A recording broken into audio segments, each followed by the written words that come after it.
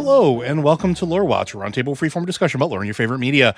I am your host, Joe Perez, one of several lore-focused folks from Blizzard Watch, and I've got my stupendous co-host with me today, Matt Rossi. How you doing today, Matt? You ever seen like the second Addams Family movie? I have. That. Addams Family Values. Okay. Yeah, like that one. So, like, entertaining, but not quite right? Not as good as earlier stuff, but kind of better than the later stuff. And like any excuse to see Raul Julia in your life, you should take. Like seriously, if you haven't seen Street Fighter, just watch it for his him. Yep, him alone. Yeah, him just for him. Go find a compilation on YouTube, because this is a man who is one of the most brilliant actors of his time, who realizes I'm doing this because my kids are not going to see anything else I've done for years. So I'm going to give them one movie where they can just see me act. Fair enough. But we're not here to talk about Addams Family Values, although if that's ever something you're interested in hearing about. It's a heck of a movie, but I like the Addams Family movies. But you can let us know. Instead, we're going to be answering some questions from your wonderful listeners at home. And if you have questions for us, or if you have content or something you want us to cover, go ahead and send those suggestions in, or those questions into podcast@blizzardwatch.com. Specify the show that it is for in the subject line, as well as any special pronunciation of your name. If you want to hit us up on Discord, you can do so. We have the Q and Podcast Questions channel. It's open for everybody. Same rules apply. If you are a Patreon subscriber, as a way of saying thank you, we have the Patreon Q and Podcast Question channel set aside. We tend to look there first for our patrons to make sure you get first billing. You help us keep the lights on. It's the least we could do. And then lastly, if you don't want to use any of those methods, you can send us messages directly on Patreon, and we will get them. Without further ado, let's crack into these questions. This one comes from Talvi. I was listening to an episode recently where you mentioned class order hall sets, and then in another episode you mentioned Final Fantasy. So my question is this: why does the mage set look like the outfit that Vivi wears in Final Fantasy IX? Are there any other Final Fantasy references in World of Warcraft? I gotta jump in. I've got to jump in, Joe. I'm sorry to interrupt you, but I have to say this: you heathens! That's Orko. For those of you that don't understand, that is a reference to He-Man and Masters of the Universe, where Orko is from originally, and Vivi is based off of Orko. So yeah. So to answer the immediate question and then expand this out a little bit, yes, there is one other very specific reference in World of Warcraft that I know of that is a reference to Final Fantasy VII. In I believe it's Dalaran, next to Aerith Primrose, conveniently named, is Aerith. Aerith, a reference to the character from Final Fantasy VII. Next to her is Korad, which is essentially a Blood Elf version of Cloud Strife, also from Final Fantasy VII. It's interesting. It's also a model that uses the Death Knight blue eyes, but while not actually being a Death Knight, because it is a Kirin Tor warrior mage person, but it's a reference to the Cloud's Mako infused blue eyes, which happened in Final Fantasy VII. But broadening that up, there's been a lot of pop culture references in World of Warcraft since the very beginning. And I'll turn it over to Matt if he's got any particular ones that he'd like to shout out. But like these go all the way back, even just Warcraft in general, they've been around. Yeah, well, I mean, just in general, just looking at the art in World of Warcraft, how many Buster Swords have they produced at this point? Oh, yeah. I mean, that's just a thing. See, here's the thing. I didn't play Final Fantasy VII when it came out because I was playing Xenogears. That was my game. I didn't care about Final Fantasy VII. So it wasn't until I saw Advent's Children that I started to get an understanding of the aesthetic of Final Fantasy and the stuff that was in WoW from it. One example is just everything Sephiroth. Like how many different weapons and clothing items did they put in for that guy? I mean, there were something like 4 ridiculously huge katana type swords. The one I really remember, because they used it twice, but there's a sword called Typhoon, They used to be dropped off of Azuragos. I think it still is whenever they bring him back for a holiday or whatever. There's a new version of Typhoon. Typhoon is basically just the Muramasa sword from Final Fantasy. It's the enormously long Nodachi / katana style thing. And I had it at the time. I got it back in 2004, 2005. It would have been 2005. I remember having it on my Night Elf, and I remember it was so distinctive at the time that I'd walk through Ironforge. By the way, guys, back then nobody went to Stormwind. It was always Ironforge. It was always Ironforge. Yeah, it was the city everyone went to. It was the most central city, but that's a whole other story. Well, plus, I mean, let's be upfront. Ironforge had an auction house that was right next to the mailboxes.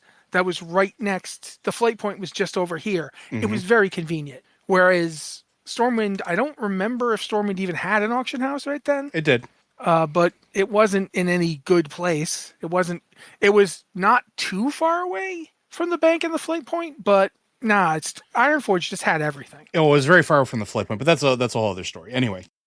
So, I remember that in particular. People would specifically ask me about it, like saying, "Isn't that the sword from Sephiroth?" And I'd be like, "I don't think so, but I don't know." And the sword is Masamune, by the way. Yeah, Masamune, sorry. When you go back to it and you look at it and go, "Oh yeah, no, this is totally off of that." That's just one of many, but I'm not really qualified to give you a ton of them. But damn it, that mage suit is Orko.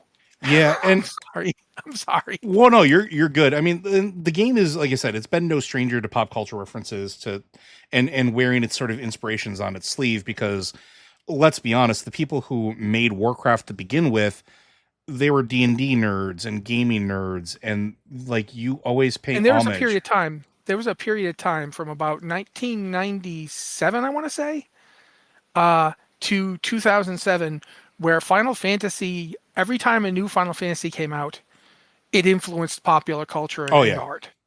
Yeah. And to the point where I can't look at an airship without thinking that this airship might be a reference to Final Fantasy. Because how many different kind of blimp airships did they do?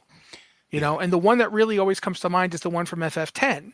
Actually, 10-2. Sorry. And if you're like, he's referencing 10-2, sorry, but, that's that. I am. Yeah, nothing wrong with that. But some other things that you may not notice unless you actually have been playing the game for a while.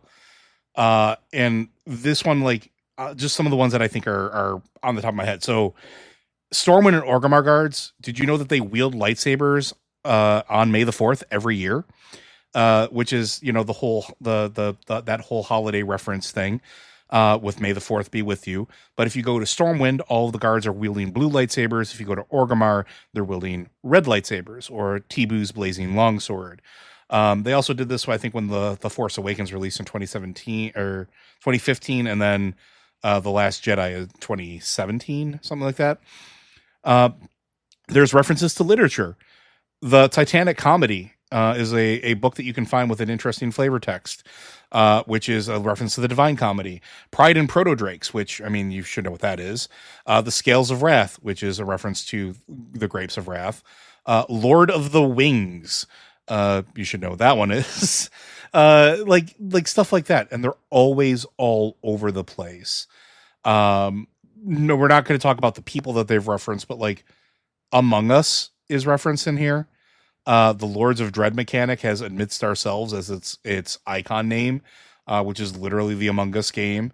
You have Nina referenced, which is a reference to Full Metal Alchemist, which is in the game as well. There's been the malfunctioning Goliath Gauntlet, which is a reference to Thanos' Infinity Gauntlet. The Axe of Storms, which is a reference to the Axe of Angaris, which is kind of interesting. Tons of Lord of the Rings. There's Ringworld references. There's a Dark Souls reference based on Sif, and that gigantic sword that Sif, if you know the sword, it's the one that Sif has in her teeth. Sif is a big wolf in Final Fantasy, in Dark Souls. And that sword is essentially the reference for the whirlwind sword that warriors used to get. There was even a model of a wolf wielding a sword in the game at one point too. I don't know if it's still there or not. You'd have to check Batopia, but that was there. Movies and television have had tons of references over the years. Two Gas, Two Curios. I mean, come on. or Gast 5. Yeah. Good news, everyone. From Ice Crown Citadel is an achievement or a quest that Yeah, is a reference to that's Futurama. definitely yeah. That's that whole deal is Futurama. I mean, there's like 3 Sids in WoW, Yep.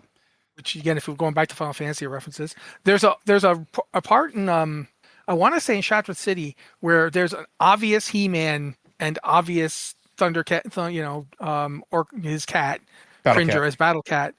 They're obviously standing next to each other, like they're just right there. It's not even subtle.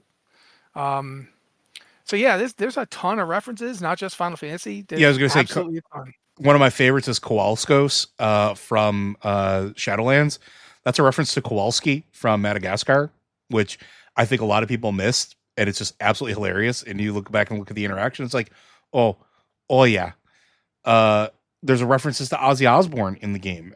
Tons of music references, right? You have Osborne Black is a reference to Ozzy Osbourne. Dragon Force has a quest in the game, Through the Fire and Flames. There's an entry for Snowstorm's journal entry inside of the game is a reference to Led Zeppelin's Immigrant Song.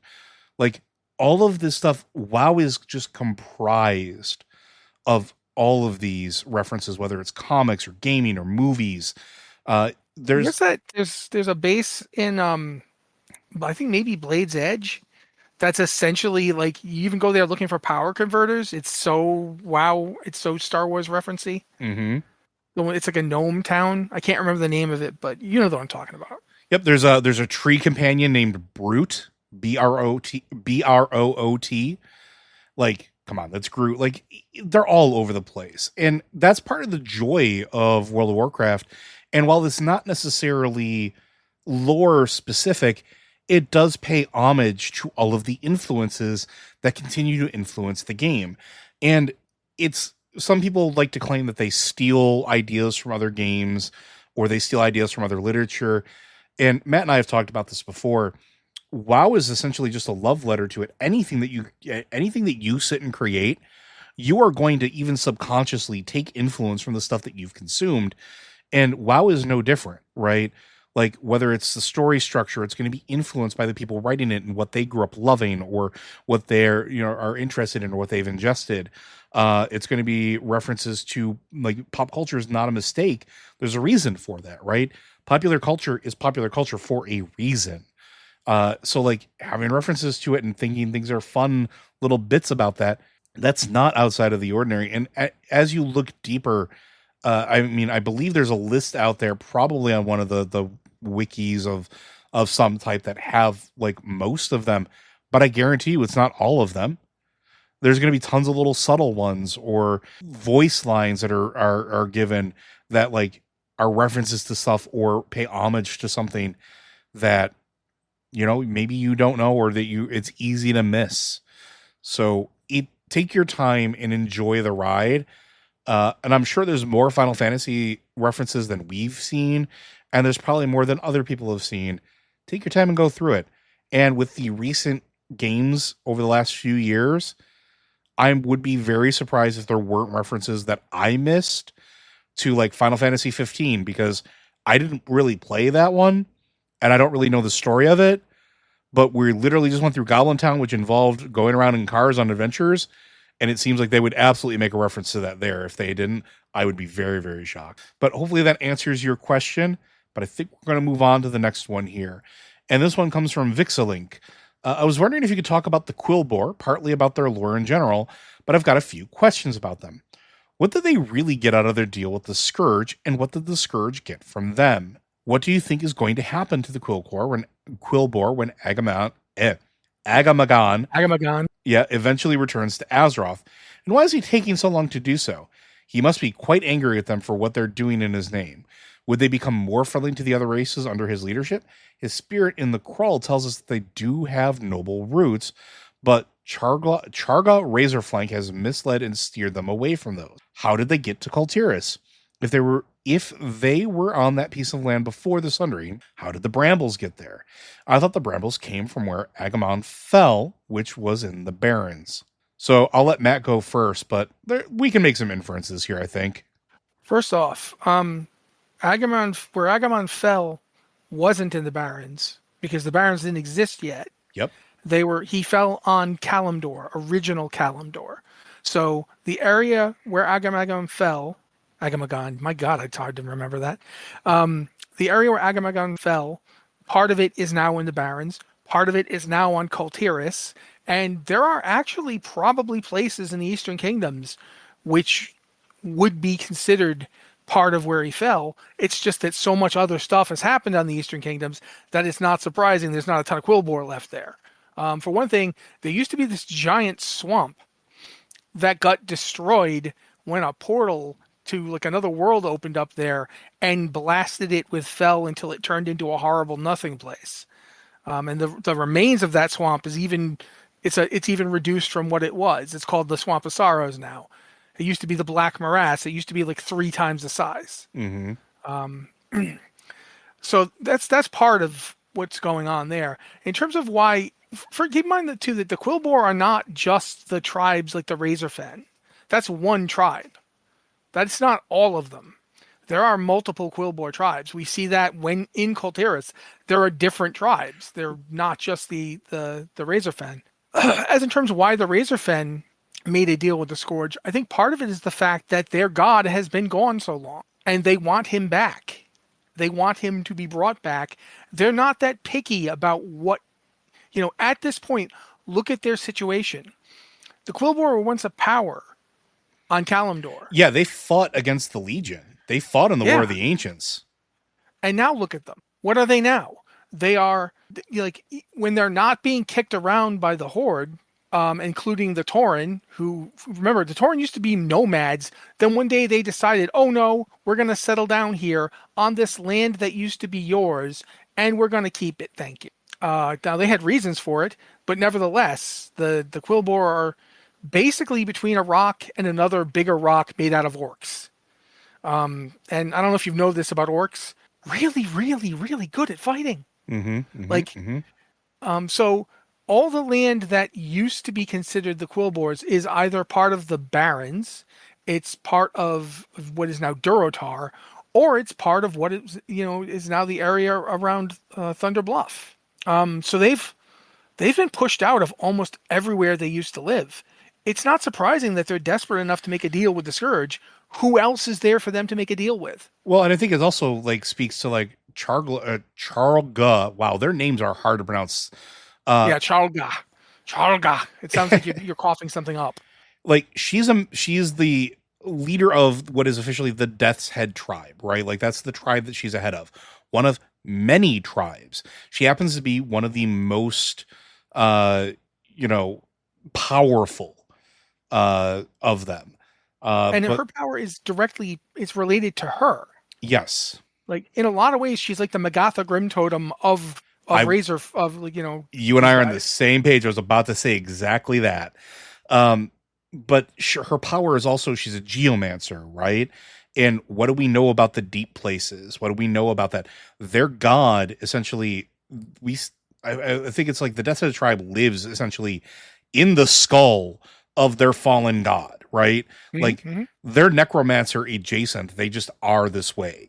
And it's one of those things where it's she wants power and relevancy, and making a deal with the Scourge makes perfect sense, especially when she was before making a deal with the Scourge, was encouraging her people to essentially attack the living, attack the folks around them to get their blood and to air quote, bring back their god.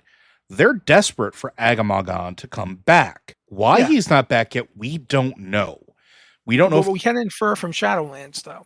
But we can infer from Shadowlands, because what was happening during all this time that we were not aware of? There was an anima the drought. There was an anima drought starting, right? We definitely kicked it in. Well, the other thing too is they even say when you go to Shadowlands, they even say that the time passing in the living realm and the time in the Shadowlands aren't correlative. Yeah. So Agamagon could have been in the queue to come back, but it's not like he could jump the line. They didn't have the anima to send him back. And even now, we have no idea what the current state of things in the Shadowlands. I mean, that's one possibility. We know when we talk to a part of him, that part is talking about how, they had noble roots, but how Charga has misled them. But keep in mind that that part is the part she's been drawing on. Like that's a fragment. It's not the god.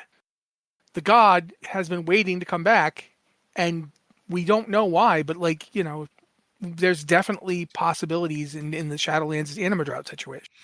Yeah, and it's also one of those things where, and I don't know if they'll ever bring this back in game, but Agamagon is also not just worshipped by the Quilboar, because it is essentially an ancient. It is one of that member of family of deities or deity adjacent beings. Very powerful Loa, however you want to look at it.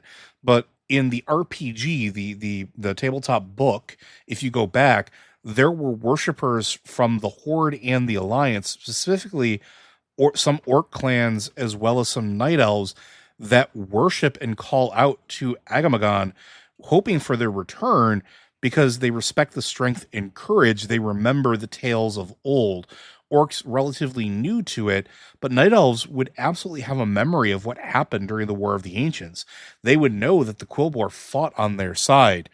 They would know that his loss is massive, and that what's happening in the world could very much be mitigated by his return. And maybe they don't know the full mechanics of that return. They don't understand what it is or how it would come back. They know that wild gods can come back. It has happened before. They have watched it happen. They've watched wild gods be reborn. And so Cenarius did. His father did. I can never remember his father's name. Malorn. Yeah, you just said it. Also, it should be pointed out that when the War of the Ancients happened, Agamagon was one of the ones who realized, well, if we don't stop these guys, they're going to destroy the world. So he went directly at them, knowing he would not make it through it, not even trying to survive. He was trying to kill as many demons as he could to keep them off of the people planning how to end the portal and stop the invasion. He fought Manaroth directly. Yeah. This was a guy who went out there knowing I am going to die to save my world. I think part of the reason that he hasn't come back is part of the same reason that I want to call him Lagosh, but that's not his name on Azeroth. That's what the orcs call him. The wolf guy. People know who it is.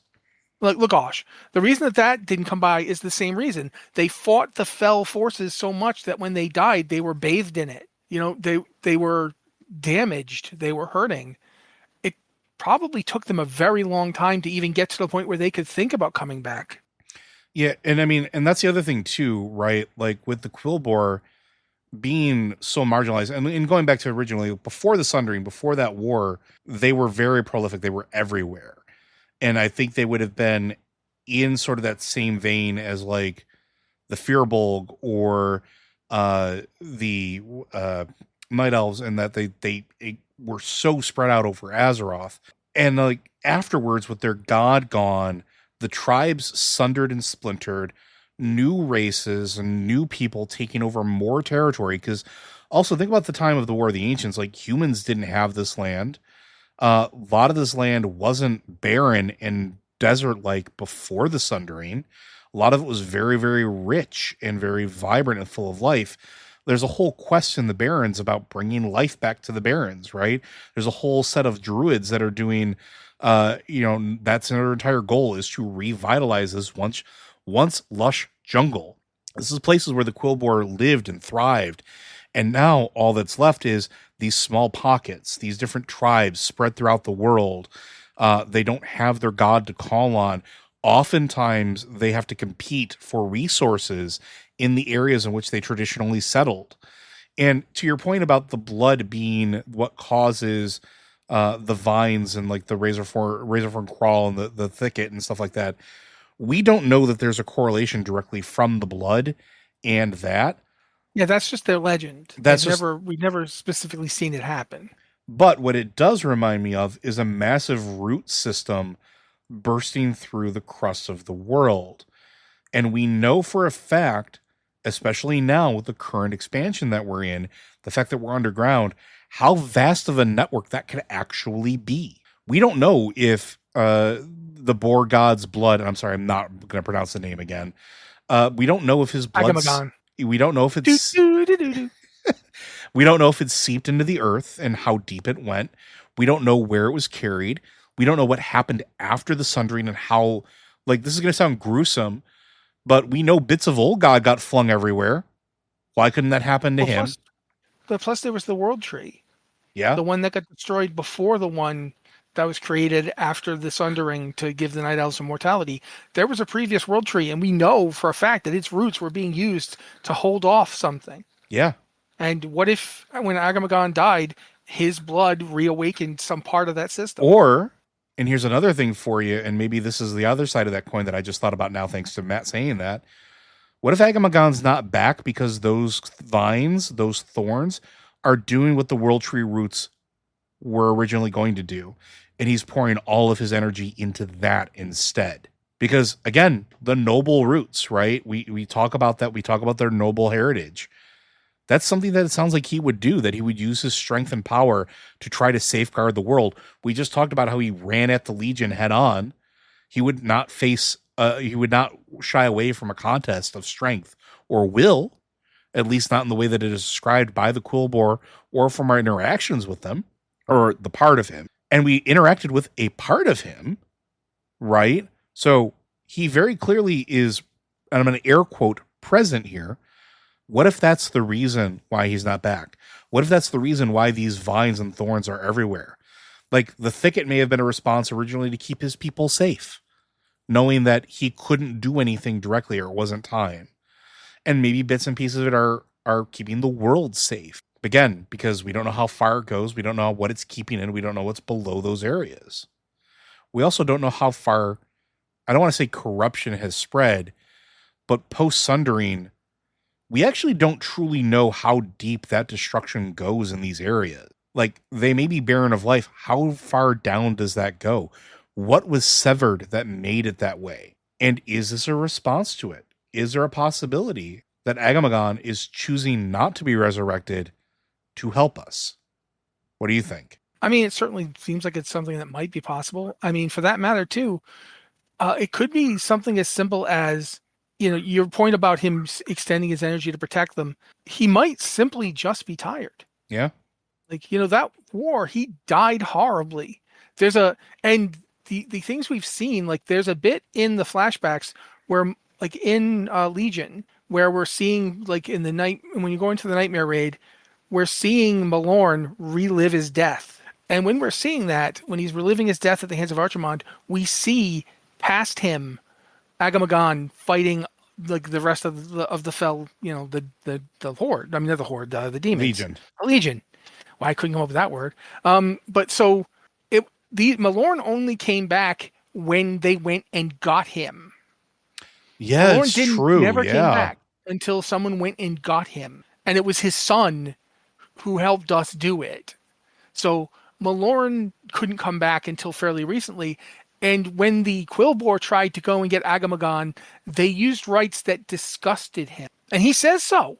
He's like, no, absolutely not. I'm not coming back for this. Like, it's quite possible that they need somebody who isn't doing foul rites that besmirch him to go get him. And until they do that, he ain't coming back. I mean, at this point, we know that Ursol and Ursoc, I mean, we're not entirely sure that Ursoc can come back. Well, no, we know one of them's gone. Yeah, but we're not sure if the other one can even come back. Are they both gone now at this point? Yeah, we don't know. We don't know. We haven't seen both of them in quite some time. We saw Ursoc repeatedly, right? We did. But we've not seen Ursol, period. And keep in mind, too, that, again, it's a really weird thing in that the Furbolg were trying to recreate their gods, Ursoc in particular, with a dead world tree. So again, they go back to that weird plant thing and possible connections to the first world tree. Actually, I stand corrected. We have seen Ursol, or at least a reference to him as recently as Dragonflight, where the Winterpelt Furbolg who worshipped Ursoc, they eventually and was not getting answers to their prayers. They decided to beach Ursol for his blessing and worship both once again. That Ursol appeared to them at their long abandoned shrine to him and gave him his blessing, saying that he and his brother's paths were never meant to be taken in isolation. So he is still around. Ursol is still with us. That also kind of means that it's possible Ursoc is more available to return than we thought. Possibly because they are twin gods, so a piece of him may live Yeah. on in Ursal. So Plus, they have one of them has a daughter. yes, So there's that too. But anyway, my point is just though, again, with Ursol and Ursoc, there is the connection to a world tree that was attempted to be used to bring it back, and that ended up not being a good move. People keep trying to force this. It feels like people are trying to jump the gate. yeah, and we've seen that happen before too, right? And we have a new Loa of Kings, right? We have the Death Loa. We have a new Loa that has sort of taken over that realm in place of Muezala, where Wamsamdi had some control over who came back and who didn't. Yeah, it's like Wansamdi was in the network, but now he has control he was now. a sub. Yeah, he was a sub Lord of Death, and now he is the Lord of Death because Muzala has been deposed. With Vol'jin above him in his training now, which Vol'jin could possibly have a say in that as well.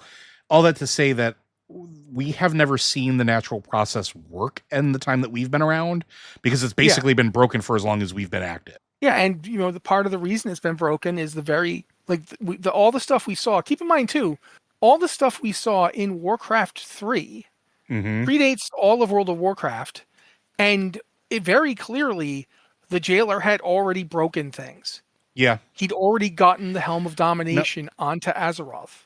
One thing I do want to point out about the Quilboar that I think is often overlooked is, while they are very often depicted as savage and unintelligent, they are not. They are anything but. And no, the story, you're going to mention the story about Bane? Go for it.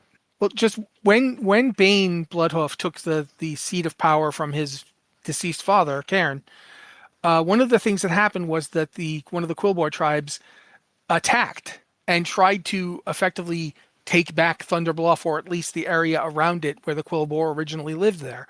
And as a part of that, they were straight out outmaneuvering the Horde.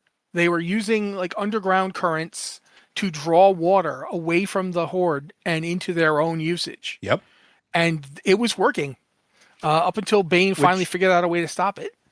Yeah, and the interesting thing about that is it leads into what I was going to talk about too, which is they also practice two very specific forms of magic. One is geomancy. The only ones that we have seen also exhibit that, and why can't I think of their name? The Trogdar, the ones that, in High Mountain. I know who you're talking about.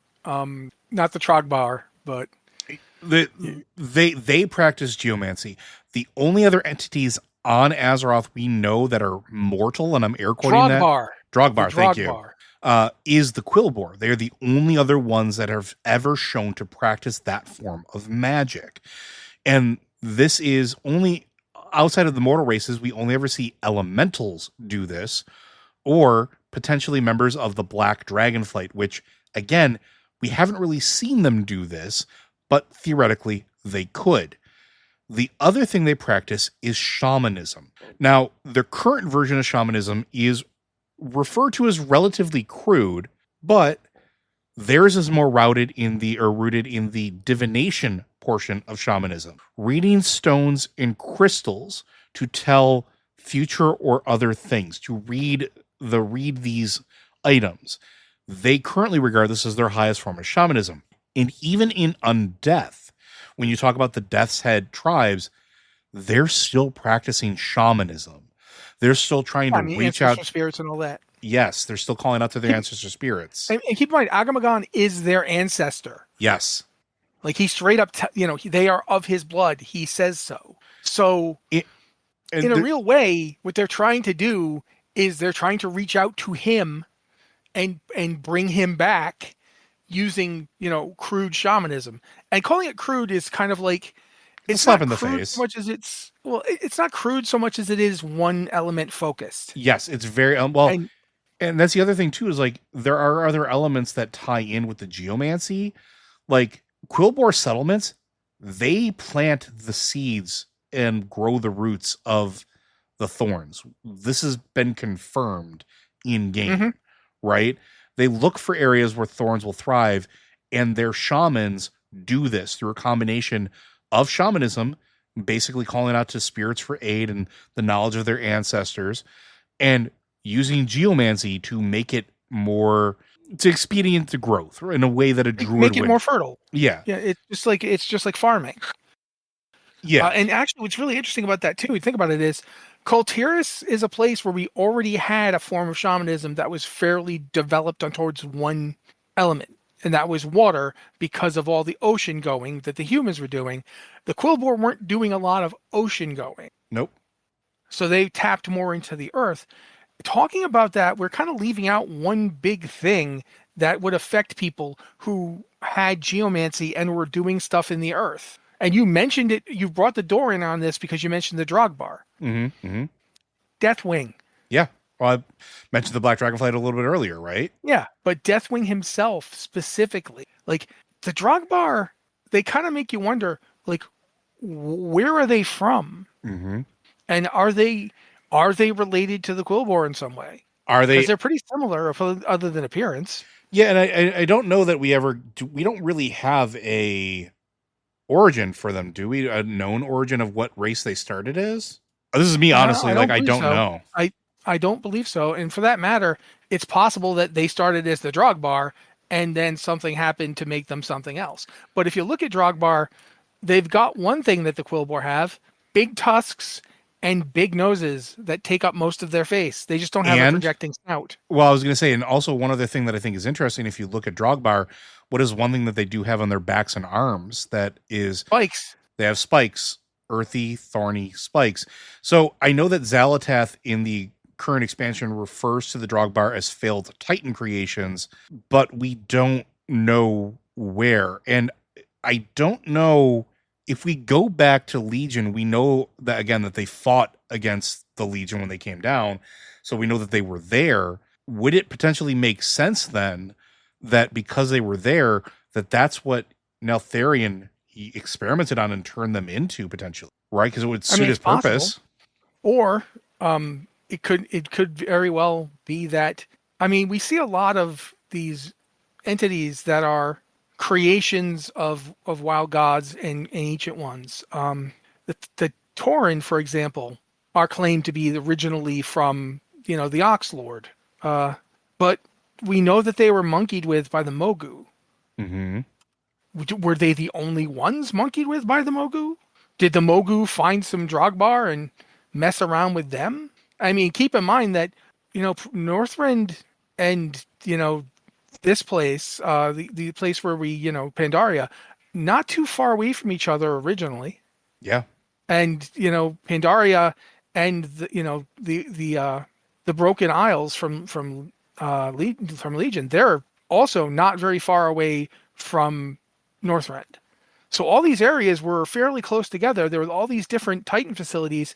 It's quite possible that the wild gods found and influenced a bunch of different peoples, and vice versa. The wild gods might have made original children. For that matter, we know that they monkeyed around with goblins. Yeah, and Goblins, again, not just goblins themselves, but hobgoblins. Very different from what they were like before the Titans started messing around with them. and even then, like, we can't just limit it just to Titans, though, right? Like, we're looking at this and going back to literally Dragonflight and literally going through Naltharion's laboratory, going through his personal sanctum.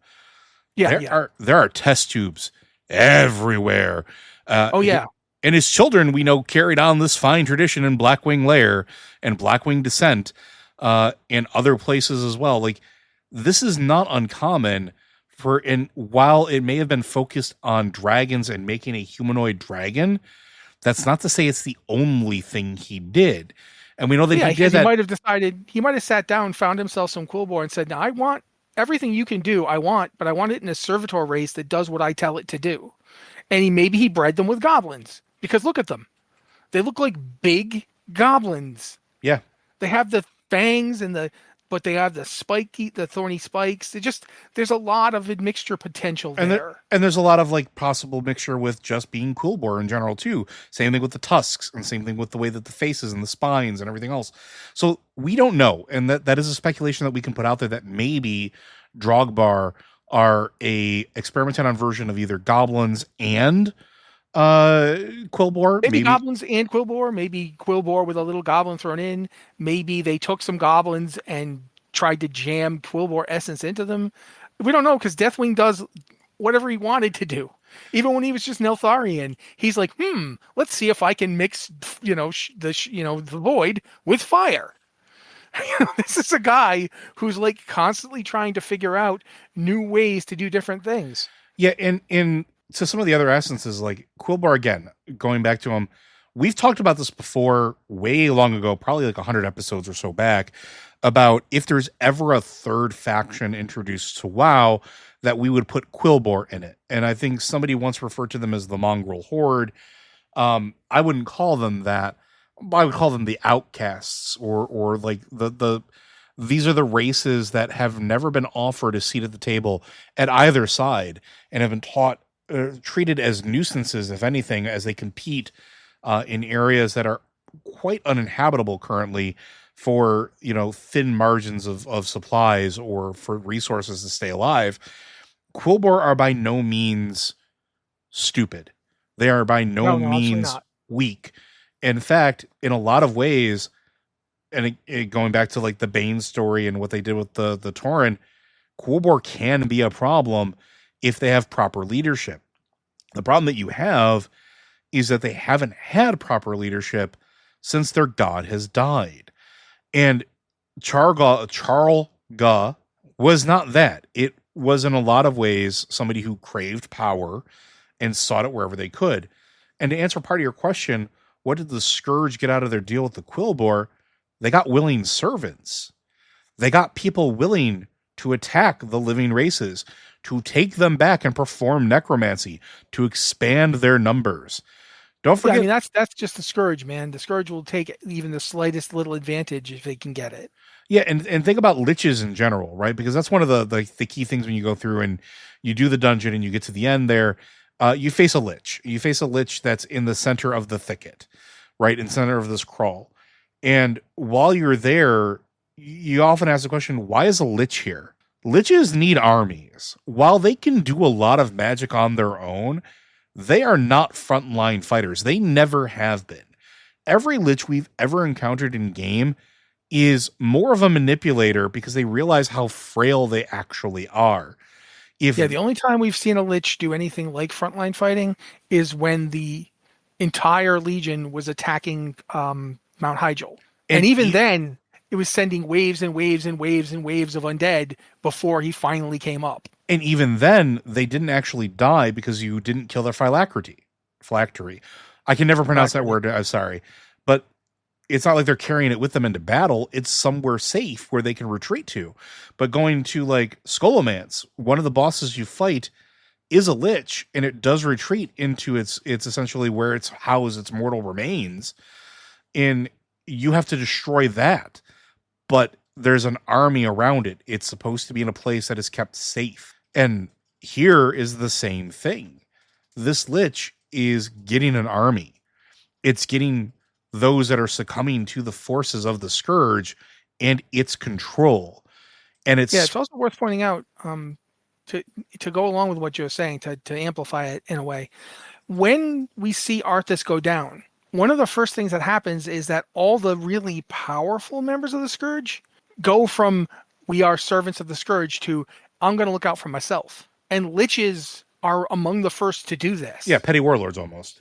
Yeah, so it's well within a lich's attitude, even while serving the Scourge, that he would build up his own personal power. Mm-hmm. And then once the Scourge doesn't have unified leadership at the top, all the liches and other powerful undead start thinking of themselves as the obvious choice for guy at the top. And the first thing you need is an army. And again, in a way, it kind of shows to our ignorance of the Quilboar that we're so surprised the Scourge would want them. It's like we think they're garbage, but they've been living there, getting slowly pushed to the margins for thousands of years. Like there's a huge, that's a talent pool of resentment you can draw on. It's much easier to get people who hate everyone around them to kill those people for you. So yeah, I think that Joe's totally right on this one. I just wanted to mention that as an amplifier. Liches are incredibly self-motivated, even when the Scourge is doing well, much less when it's broken. Yeah, and I'm hoping that in the future, I love the Quilboar. I think that they are one of the more fascinating races in the same way that I love the Firbolg. I think that they are fantastic, and I've always liked the more animalistic races of WoW or heritages of WoW because I think they offer a different non-human perspective. Same thing when the Volpera were brought in, and at some point maybe the Sethrak will be brought in. I like those perspectives because they tend to give you carte blanche. Their viewpoints aren't necessarily those of the same of your purely humanoid races, where like an elf and an orc and a human, even a goblin, a dwarf, they all have sort of like the same, I don't want to say viewpoint, but because they're full functioning societies at this point, they're not marginalized like others. They don't have sort of the same, they don't have the same worldview, right? But they're not the only ones with deep heritage. I'd like to see the Quilboar and the Firbolg explored more. I'd like to maybe see them elevated a little bit more. And maybe we'll get that when we get to the last Titan. Maybe there will be an element about that because I think that they tie in with that because they've fought for this world. They've fought for Azeroth since the very beginning. And while some of them lack a steady leadership, they could be brought back into the fold. They could be brought back into the mix of things in Azeroth's darkest hour, which may be coming in the near future. I think we have time for one more here, and this one is from Drawny, a hunter from Gallywix. So going with the speculation a couple episodes back about the Titans, if the Titans are not all order, but only Aman'Thul is, and the other Titans are connected to other forces of existence, AR for life, Argus for death, etc., would Azeroth, if she is indeed a Titan, be the final Titan because she's the only one connected to all forces? She's the one that manages to represent the entirety of creation because she's placed somewhere connected to everything else, without one single force being greater than the others. We'll do the bonus questions at a later date, but for that one, Matt and I have been talking about this for a while, and Matt and I think are on the same train where we're starting to maybe think that Azeroth isn't a Titan at all. That Azeroth is something an order of magnitude above it or something completely different. Yeah, I've actually come to the point where I don't think Titans are, the word Titan doesn't mean what we have thought it meant. Like calling something a Titan just means it is an intensely powerful entity that draws upon something beyond this existence. Mm-hmm.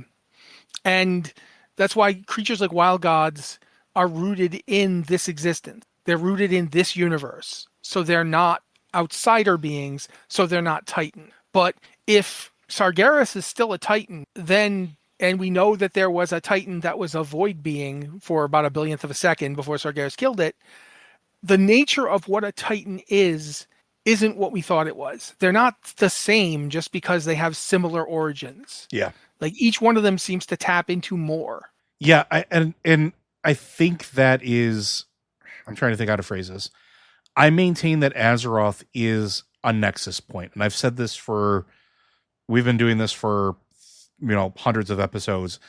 I think I said this as early as like episodes like 3 or 4, that Azeroth is this weird center point. Of everything. You have made that point over and over again. Absolutely, you have. Yeah, that is. I think it was if it wasn't our second episode, it was shortly thereafter. It was damn close to when we started doing this with Anne. And I think that that's very unique. And I think that the story of The Last Titan, I don't think it's actually about Azeroth at all.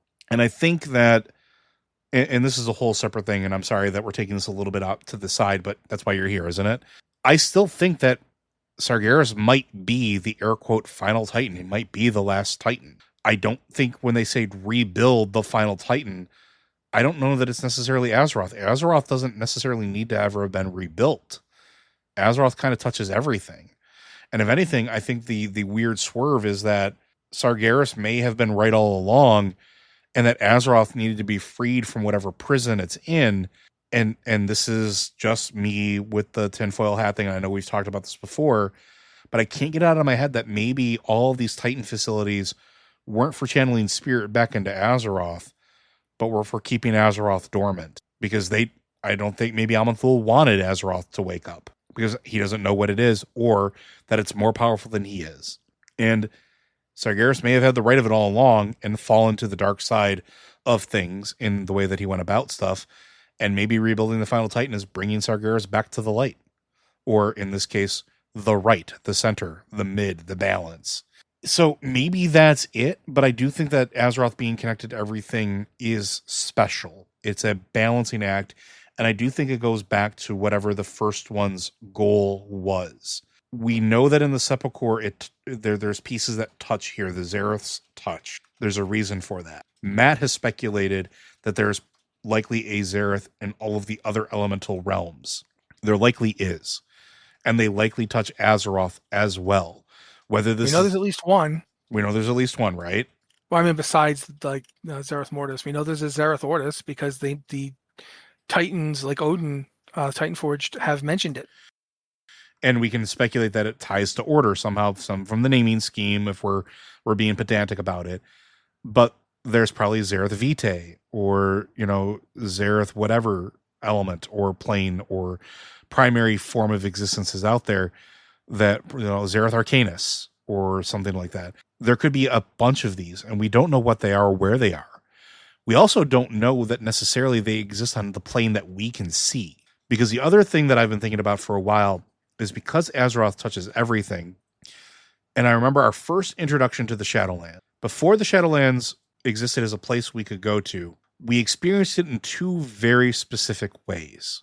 When we died, we saw the Shadowlands as overlaid over Azeroth, which was Azeroth, but grayed out, devoid of all color. And spirit healers guiding our way back to our bodies, us shoving our spirits or anima back into our meat shells, doing the same thing that Gul'dan did to the original Death Knights, just without any of the decay or truncheons. We also experienced it during the Death Knight opening quests, the stuff that started you on your path as a Death Knight. You go to the Shadowlands. You pull things out of the Shadowlands. You pull your mount out of the Shadowlands. There's a whole slew of stuff there. What if Azeroth being the center of everything and being touched by everything isn't necessarily that it's just feeding into it, but Azeroth exists in all of these places all at the same time? And what if that's part of what the original Emerald Dream is? What if the Emerald Dream isn't necessarily the Emerald Dream, but it's Zerath Vitae?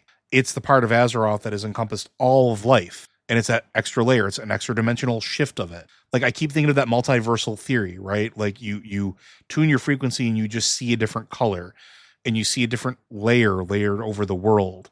And maybe there's something to that. Maybe there's nothing there. I don't know. But I think whatever it is scares the hell out of Aman'Thul. And I don't know that she is a Titan in the true sense of what we understand a Titan to be. I still maintain that she's an order of magnitude higher. And I'll let Matt depart his thoughts here, because I could keep talking about this for hours. What was the first Titan? We think it's Aman'Thul, or we're told it's Aman'Thul. Then think about this. Who's the last Titan that they found? If we don't count Azeroth, who was the last one? I think it's Sargeras, isn't it? No, Sargeras was next. Was it Argamar? Yes. Oh. Now think about for a second, what does rebuild mean? And also, I'm going to make this point. It isn't Agramar, although it certainly looks like it's Agramar at first. But the last Titan we've ever seen... Argus. Yeah. And where is Argus right now? Technically the Shadowlands? Yep. Is Argus supposed to be in the Shadowlands? No, but we know that part of him is in the Shadowlands. But we know that he's supposed to be, air quote, the Titan of Death. So he would need rebuilding, wouldn't he? He would. His pieces now, put together. Think about now this for a second. If each of the Titans died, if they lost their physical forms, and only through the power of Norgannon did they survive at all, only through Norgannon's magical weaving, and then they took Sargeras with them into the seat of the Pantheon, what if what we're going to get isn't Sargeras coming back or Argus coming back, but something that is all of them? Yeah, the Voltron moment for the Titans, right? Yeah. And the reason that they would do this would be to give their life for Azeroth. Because let's think for a moment, again, that the word Titan doesn't mean, these specific entities are Titans and nothing else is. The word Titan has as much meaning as the term Loa or Wild God or Ancient or, August Celestials. These are all terms for the same beings. Like in Loa, in fact, Loa is so all-encompassing that anything can be a Loa. If it's, it's ultimately down to, is there a reason for us to worship this thing? Okay, it's a Loa. And in a way, I think that worldview that the trolls have is the closest to what we kind of need when we're looking at the word Titan. Yeah, I would agree. Because is Aman'Thul, for one thing, Aman'Thul certainly comes off worse for wear in some of the things we've gotten since Dragonflight. Like the whole deal with Aenar and Elune and Aman'Thul's hostility. But the thing is, Aman'Thul has been dead for thousands of years now. And in that time, when we see the Pantheon in Legion, they all work together. They have to. And they've all been dead except for one. The one that they're grabbing and pulling into them. We've seen that Sargeras wanted them to admit he was right. Yeah. He was desperate for them to admit that he was right. He was desperate for the validation of his family. It was more important to him than winning. Mm-hmm. Imagine if they admitted he was right. Like, they don't have to break him. They could literally just say, you were right. You were doing it wrong, but you were right. And boom, he got what he wanted. He got everything he wanted. He didn't necessarily care about winning. In fact, this whole time he's been thinking it's all pointless anyway. And he just wants to destroy everything so that nothing horrible can come. But if they tell him, look, there's this thing worse than this, and none of us can stop it. I mean, think about it this way. We've talked about the union of forces. We talked about how Azeroth connects to everywhere. So do each of the Titans connect to one place. Yeah. If you bring them all together, if you have that Voltron moment, what do you get? You get the final Titan. And what does the final Titan do? It dies. You know what? Going off that, what if that was the entire point of Azeroth to begin with? What if that... I always thought about this too. What if the Titan facilities aren't actually Titan facilities? What if it wasn't built by the Titans and the Watchers? What if that... Because we see similar machinery in, Shadowlands, in Xerath, Mortis, right? You mean, what if it's first one stuff that got repurposed? What if it's first one stuff that got repurposed, and what if the original purpose was for all the Titans to find it and to essentially use them as methods to inject their power into Azeroth, to inject their essence to become greater than become a greater whole? But also think what that might mean for those facilities, because we know that you could get from Xerath Mortis to Azeroth via the giant soul engine underneath Icecrown.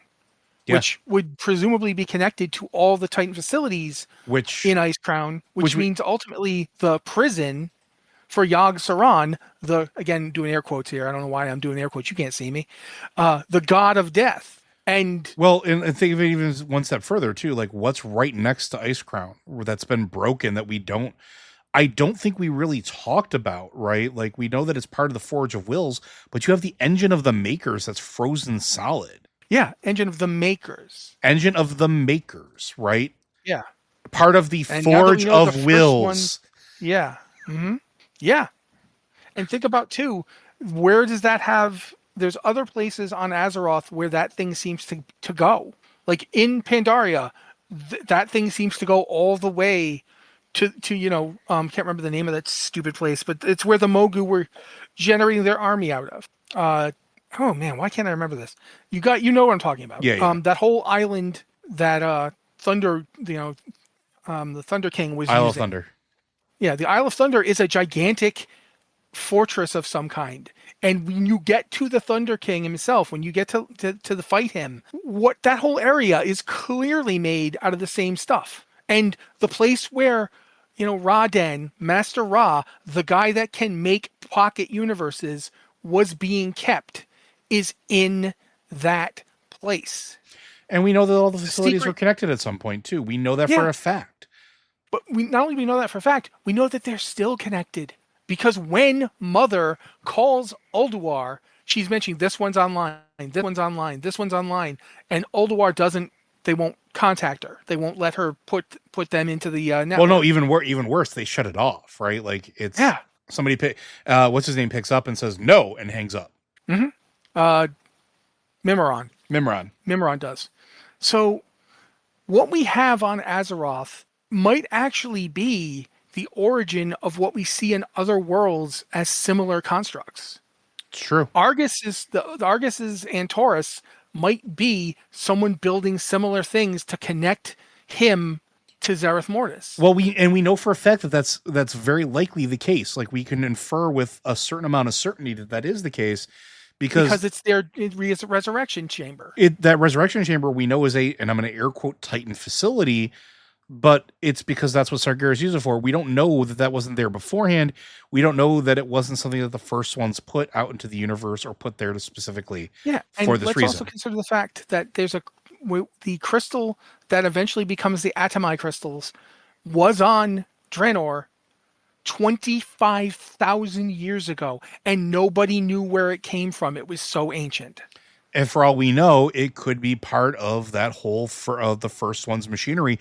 It could be machinery part of this in as much as anything else. It could be a resonant crystal. It could have been purpose built. Yeah. I mean, for that matter too. Because what do we know? What do we Mogu, know? You know what? What do we know from the Shadowlands? What was the jailer using to hold the souls of the anima of those imprisoned? Giant crystals. Yeah. For that matter, he even created something akin to the Heart of Azeroth for that purpose. So the Atomai crystal being on Argus and Argus being the Titan of Death is probably not a mistake. It is probably very much important, and it is probably the Atomai crystal is probably something that tuned it into the damn Shadowlands. And I can't believe we are just now talking about this when we should have seen this a while ago. Yeah, but think about the fact too that what happens when you break that crystal. Yeah. You get other crystals that each have a specific resonance. Yep. Like Leaf Shadow. Yep. That's clearly touching into the plane of nature. And the one that made the Draenei settlements completely unassailable until the Horde took it. And that's just one of the Atomai crystals. And keep in mind too that we're pretty sure that the crystal that went into the Ashbringer, wasn't part of the Atomai crystal. Yeah, and we can think that, and it did the exact thing Inaru does. It touched on one force and then could be changed to another force. And we know that it was broken into 7 pieces, I think? I think it's 7 pieces, yeah. Which would make it exactly, what is it? It was the red, which was like the Heart of Fury, the Brilliant Star, Leaf Shadow, Spirit Song, Eye of the Storm, Fortune, Smile, Shield of the Naru, which I think we don't have time. We are probably going to revisit this in a future episode, because now my head is spinning with a bunch of other stuff and I need to cross-reference things. We do not have time. Let me sum up. All right. Get back to it for a second. Yeah. Basically, all of this stuff that we've been considering the Titan stuff might have been First One stuff the whole time. And that might be why when Anduin goes to the Shadowlands, he can turn that thing on, because he is directly descended from the First Ones. In a way, because Azeroth, the world he's from, is their direct creation, unlike the other, I'm air quoting again, I gotta stop that, Titans. The other Titans are all singular in their linkage, but Azeroth is not. And that also, then there's a whole thing with Elune here, but I think you're right, we gotta stop soon. Yeah, otherwise we'll be going for we're gonna call it here. We are gonna revisit this. And this might be next episode, it might be the episode after, but we will absolutely revisit this. But I do want to thank you, because Blizzard Watch is made possible due to your generous contributions at patreon.com/BlizzardWatch. Your continued support means that this podcast signing community is able to thrive and grow. Blizzard Watch supporters enjoy exclusive benefits like early access to our podcast, better chance at having your question answered on our podcast to the queue, and an ads-free set experience. If you have questions for this or any of our podcasts, or there's a topic that you want us to cover, be sure to send those into podcast@blizzardwatch.com. Specify the show that it is for, as well as any special pronunciation of your name. You can also hit us up on Discord. We have the Q and Podcast Questions channel, which is open to everybody. Same rules apply. And if you are a Patreon subscriber, we have the Patreon Q and Podcast Questions channel set aside as a way of saying thank you. We give you first billing on any questions or topics. You can put them in there. We will take a look at them. And you can also message us directly on Patreon. And with that, folks, we'll see you next week.